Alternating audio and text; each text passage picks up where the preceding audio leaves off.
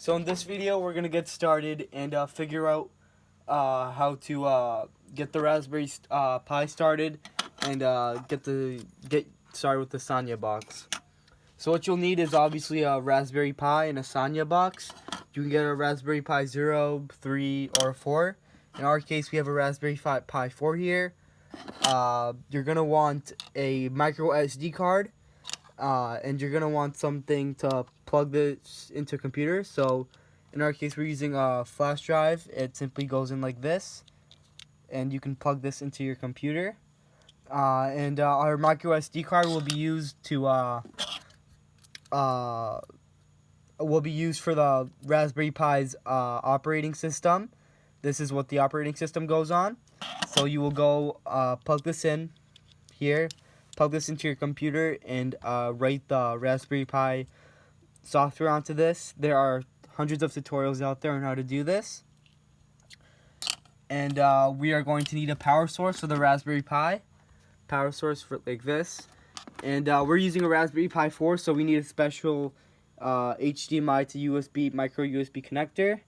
But Raspberry Pi 3, Raspberry Pi 0, they all have different connectors. But in our case, we need HDMI to USB micro. And we're going to need a mouse, obviously, for this. And then we're going to need a keyboard to write programs. And we're going to need a monitor. You can use a TV, or you can just use a regular monitor like this, whatever floats your boat. So to get started, you're going to simply plug in your micro USB into here. And then you're going to plug your HDMI cable into there and hook it up into here. So we're just going to do that real quick. Alright, so now once we've got it back there, we just simply put it into one of these. So I'm just going to put it in right here. HDMI 1. There we go. And now we simply want to plug in our mouse.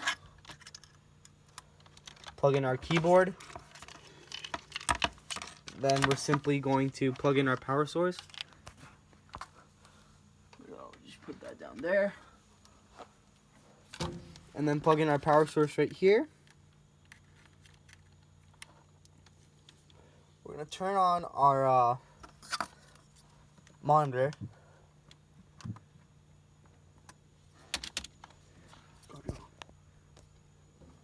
And just wait a few seconds.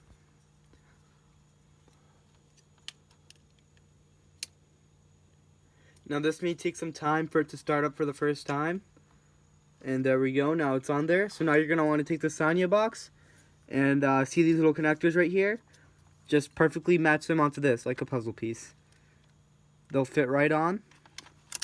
Just like that. There we go.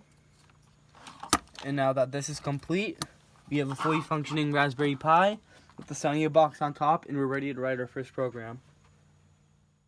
Start. Okay. So in this second video, we're gonna learn how to turn on the LED, make it stop for a second, and then turn it on again, so that they'll simultaneously blink for a second. So here we have LED 1 right here and LED 2 right here. So what we're going to do is we're going to create a program for this in Python. So you want to click here, this little berry thing.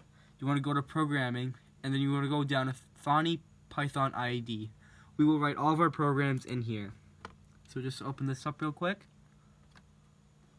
And now you're going to go to File, New, and then now we're going to write our program to make sure that these two LEDs right here will blink, turn off for a second, then blink again.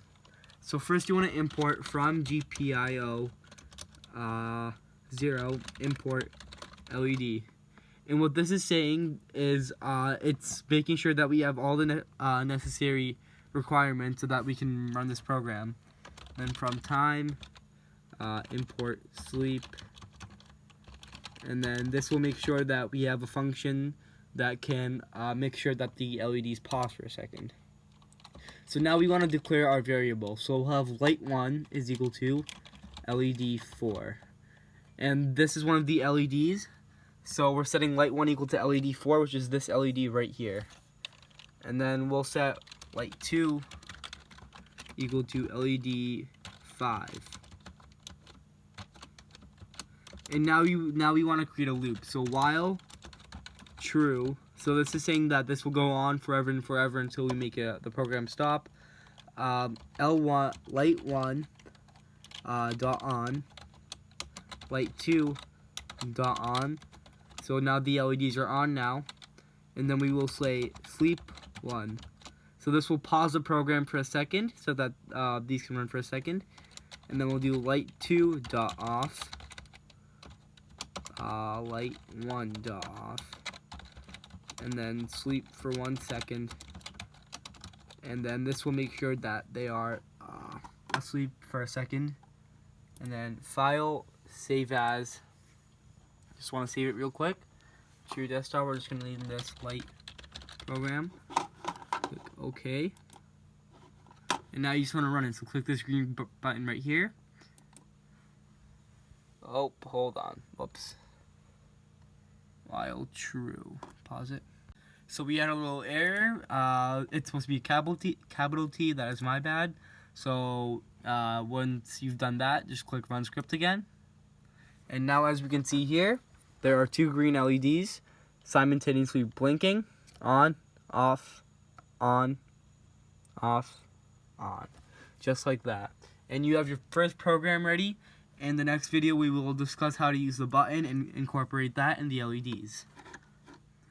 So, in this video, in video 3, we will, what we will do is we will press this button, and then this LED right here, LED 5, will glow when we press the button, and when we release it, it will not glow. So to write the program for this, we will go here to right here, go to Programs, then go to Python ID. This is what we used before, and then we will create a new program. I'm going to call this light program, just the same thing we did last time. So what we do next is we go from, so we're going to write this program now, from GPIO 0, import LED button, and then what this will do is it did what it did last time is it so we accidentally indented here, which was not supposed to happen, but we've erased that indent. Indents are very important in Python and can ruin your entire program if you don't indent correctly. But now that we're good, oh whoops, if button dot is pressed, that should be B because we defined our variable as B. That is my bad too. Now that is good. We run the current script, and now it is running. So now if we go down here, this button right here, if we press it, this LED should glow. Release it, nothing happens. Press it, the button glows. And we have written our second program, sorry, just like that. So in this next program, what we are going to do is we're going to use the 7-segment clock right here. So to get started, we're going to go up here. We're going to open up our SaniaIID again, and we're going to write the following code. From GPIO 0, import LED, just like last time. And then what we're going to do is we're going to do LED. We're going to set some variables. LED underscore G1 is equal to LED 17. LED underscore G2 is equal to LED 22. And then LED underscore G3 is equal to LED 13. So what these variables do is each variable is responsible for 1 digit on this clock. So if you go up here, LED 17 is responsible for this variable right here. 22 is responsible for this one, and 13 is responsible for this one. So if we do LED underscore G1 dot on, this will light up. If we do LED G1 and G2 on, these two will light up, and so on and so forth. So you get the point. So that's what these three do. Now we set our other variables. So L2 is equal to LED 21. L3 is equal to LED dot 23.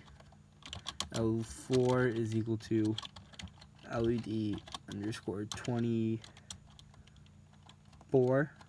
And then we're just going to go through these real quick. LED L5 is equal to LED 18.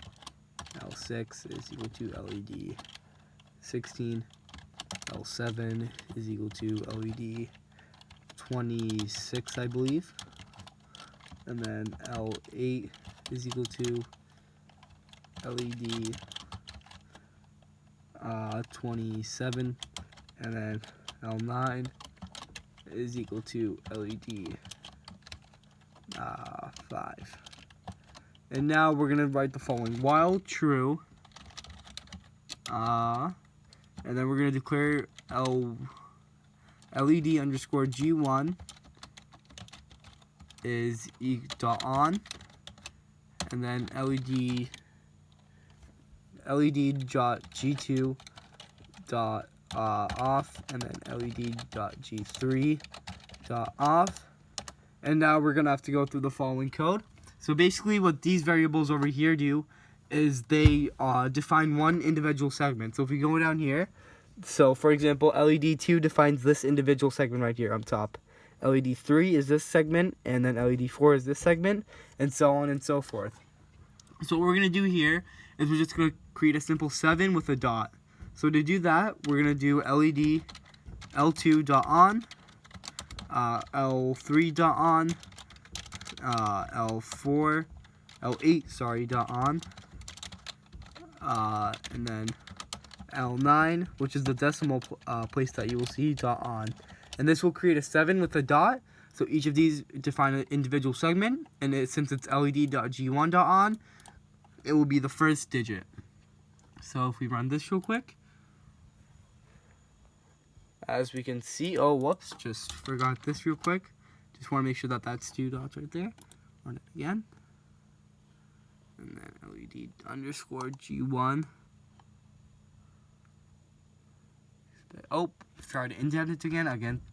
Yep. Indents are very important in Python.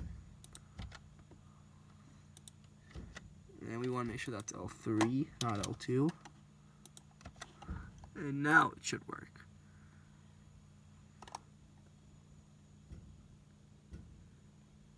LED is not defined. Oh, whoops, LED underscore. So, some troubleshooting, and now it should work.